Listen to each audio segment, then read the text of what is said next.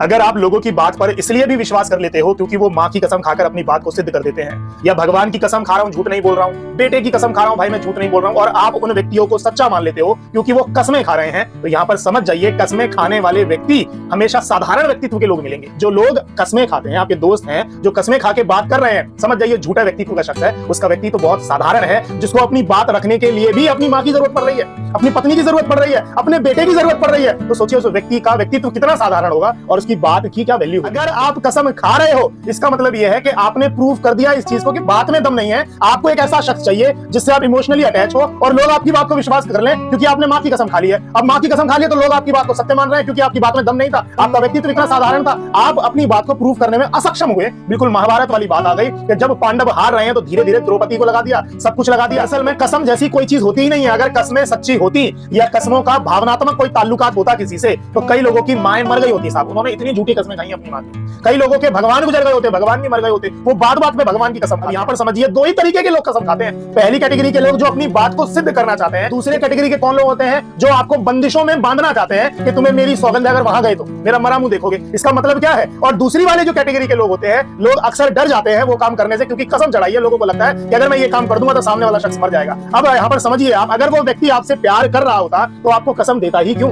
अगर आपकी बात में दम होता तो आप कसम खा ही क्यों रहे होते।